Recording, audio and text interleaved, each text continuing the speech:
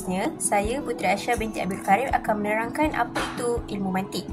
Ilmu mantik ialah ilmu yang mengajar cara berfikir dengan tertib, teratur dan logik supaya kita dapat membuat hujah yang benar dan tidak mengelirukan. Perkataan mantik tersebut berasal daripada bahasa Arab iaitu mantik yang bermaksud pertuturan ataupun logik. Tujuan ilmu mantik ini adalah untuk membantu kita menilai sesuatu perkara tersebut dengan lebih tepat, membuat kesimpulan yang betul dan elak daripada kesalahan dalam berfikir seperti falasi. Secara ringkasnya, ilmu mantik adalah alat untuk memelihara akal daripada kesilapan dalam berfikir dan berdebat serta memastikan proses pemikiran sentiasa berada di atas landasan kebenaran dan ketepatan. Seterusnya, saya Warna Amirah Najwa binti Ismail akan menerangkan tentang sejarah ilmu mantik. Ilmu mantik berasal dari tamadun Grik Yunani dan kemudiannya diserap ke dalam dunia Islam. Dalam Islam, penggunaannya dapat dikesan sejak zaman Nabi Muhammad SAW melalui hadis baginda. Perkembangannya semakin ketara pada abad kedua Hijrah apabila ulama mujtahid seperti tabi'in dan tabi'in menggunakan kaedah qiyas dalam usul fiqh. Ilmu ini mencapai kemuncak perkembangan semasa pemerintahan dinasti Abbasiyah, khususnya di era Abu Ja'far Al-Mansur dan Al-Ma'mun. Seterusnya, karya Aristotle dalam bahasa Yunani telah diterjemahkan ke dalam bahasa Arab oleh Abdullah bin Al-Muqaffa. Penterjemahan ini bertujuan untuk memperkukuhkan akidah Islam dengan menggunakan kaedah qiyas bagi menghadapi musuh Islam. Khalifah Al-Ma'mun berperanan penting dalam menyerap ilmu mantik, falsafah dan ilmu Grik ke dalam masyarakat Islam melalui usaha penterjemahan. Gerakan ini bermula pada kurun kedua Hijrah dan berterusan hingga kurun keempat Hijrah sebelum merosot ke zaman Al-Mutawakkil yang tidak menyokong pengaruh ilmu asing.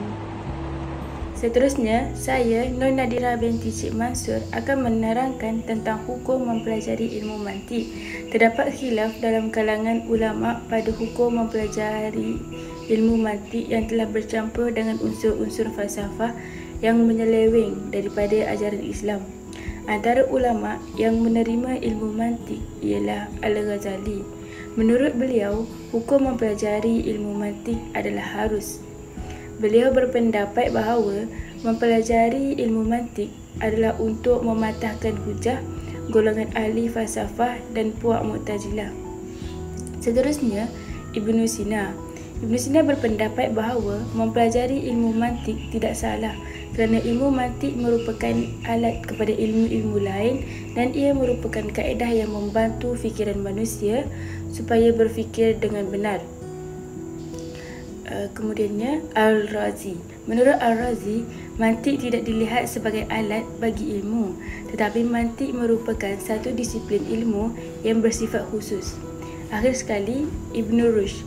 Beliau berpendapat bahawa hukum mempelajari ilmu mantik adalah wajib, dengan syarat ia dipelajari dengan tujuan yang baik serta tidak bercanggah dengan prinsip Islam dan tidak merosakkan akidah seseorang.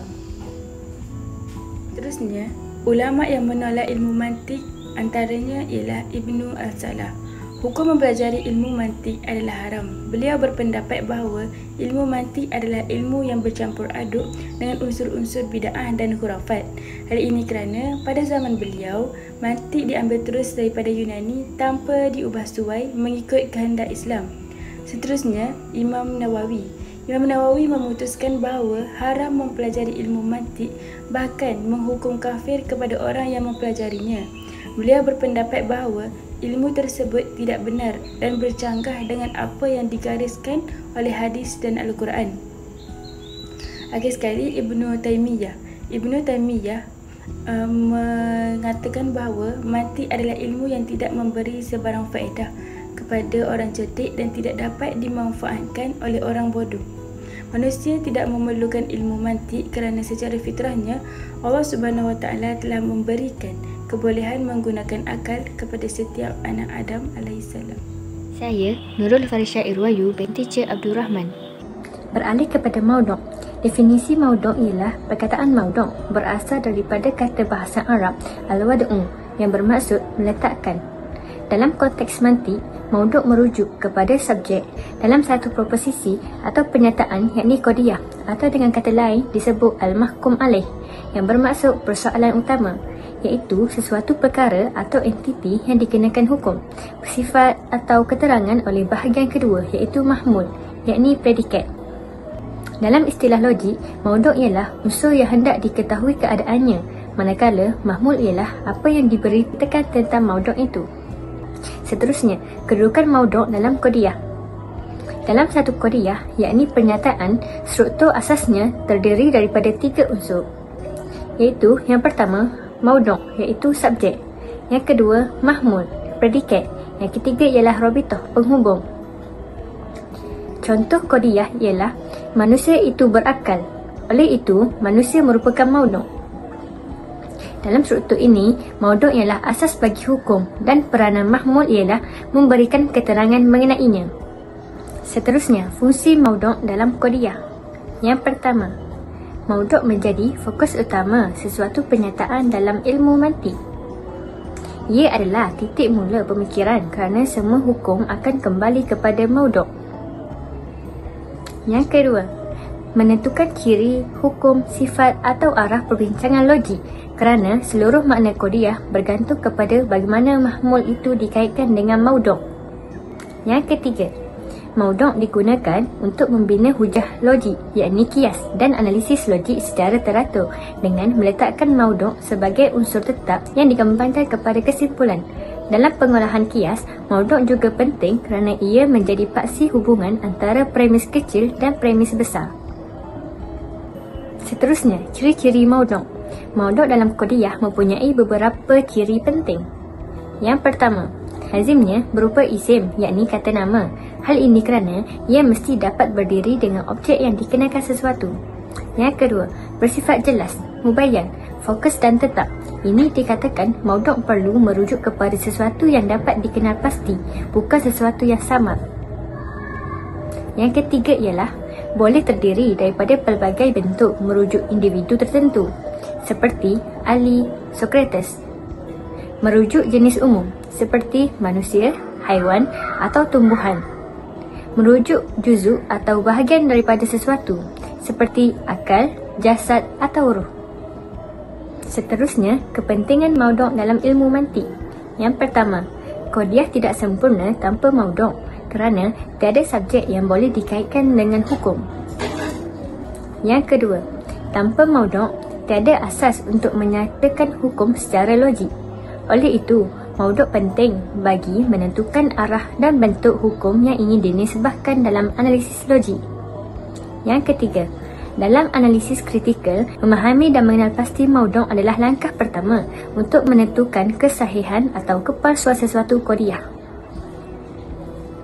Yang keempat, dalam penyusunan hujah yakni qiyas, mauduk menjadi penghubung antara dua premis yang akan menghasilkan kesimpulan. Seterusnya, yang terakhir, pembahagian qadiyah hamliyah dari sudut mauduk. Yang pertama, al-qadiyah al-hamliyah al-kulliyah.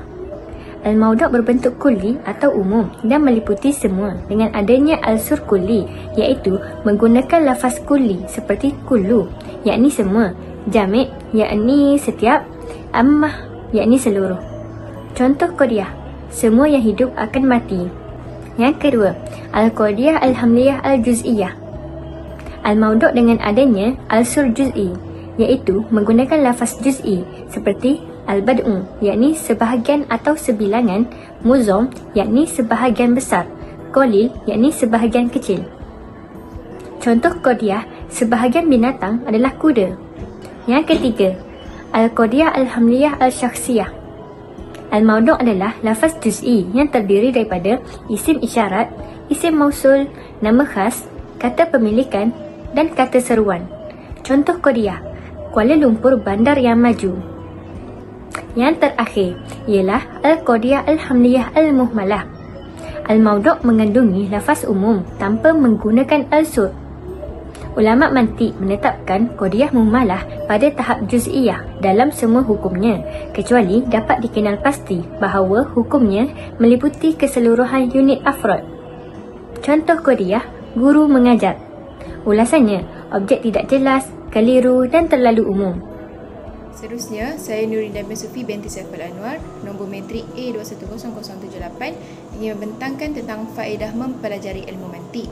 Di sini terdapat 4 faedah mempelajari ilmu mantik.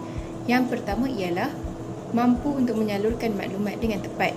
Faedah yang kedua ialah dapat menolak sebarang keraguan dan ketidakpastian. Faedah yang ketiga ialah mempunyai kemahiran dalam menganalisis sesuatu ilmu. Dan faedah yang terakhir iaitu faedah yang keempat ialah seseorang yang mempelajari ilmu mantik dapat memahami titik kesalahan bagi sesuatu perselisihan yang berlaku.